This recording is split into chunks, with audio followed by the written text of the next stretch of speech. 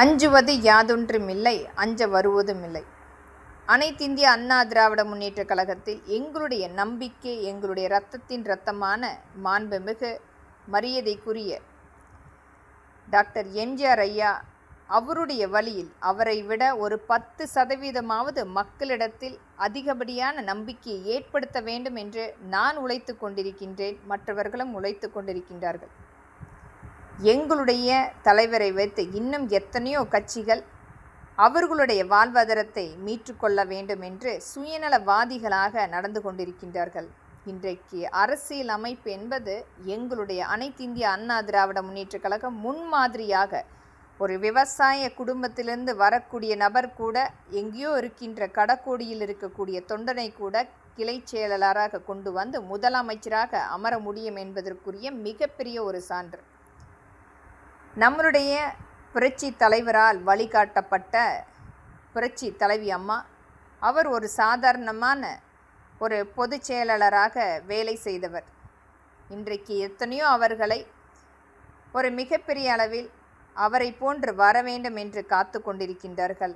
வரவேற்பு தக்கது. ஆனால் எங்களுடைய முழு முயற்சி என்பது எங்களுடைய தலைவனை போல, ஐயாவை போல ஒரு அதிகபட்சமான அவரை விட ஒரு 10% அந்த மக்களிடத்தில் எங்களுடைய நம்பிக்கையை முழுமையான அந்த பணிகளை கொண்டு போய் சேர்க்க வேண்டும் என்று நாங்கள் காத்து கொண்டிருக்கிறோம்.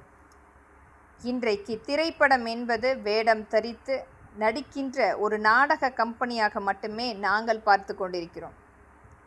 இன்றைக்கு 38 ஆண்டுகள் முடிந்தாலும் எங்களுடைய தலைவரை ஒரு மிகப்பெரிய அளவில் குலதெய்வமாக பார்த்து கொண்டிருக்கின்றார்கள் மக்கள். அவர் அன்றைக்கு வறுமை காரணமாக ஒரு கட்டாயத்தின் பேரில் மட்டுமே சினிமாவுக்கு வந்து அவருடைய அந்த சம்பாதித்த அனைத்தையுமே மக்களுக்காக கொடுத்து சென்றவர். மற்றவர்களைப் போல சுயநலவாதிகளாக இல்லாமல் இன்றைக்கு மக்களுக்கு முன்மாதிரியாக மற்ற தலைவர்களால் கொண்டாடக்கூடிய ஒரு மாமனிதர். என்னுடைய தனிப்பட்ட கருத்து என்பது சினிமாக்காரர்கள் என்றைக்குமே எனக்கு அருவருப்புத்தக்க ஒரு நம்பிக்கையற்ற நபர்களாக மட்டுமே நான் பார்ப்பது.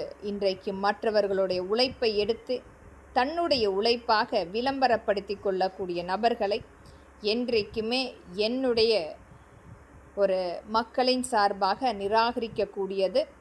மக்கள் எளிதாக பேசக்கூடிய நபராக இருக்க வேண்டும். மக்களுடைய அந்த கஷ்ட நஷ்டங்களை தெரிந்து கொள்ளக்கூடிய நபராக இருக்க வேண்டும். மக்களோடு சேர்ந்து இயல்பாக வாழக்கூடிய நபராக இருக்க வேண்டும். ஒரு முன்மாதிரியாக இன்றைக்கும் எங்களுடைய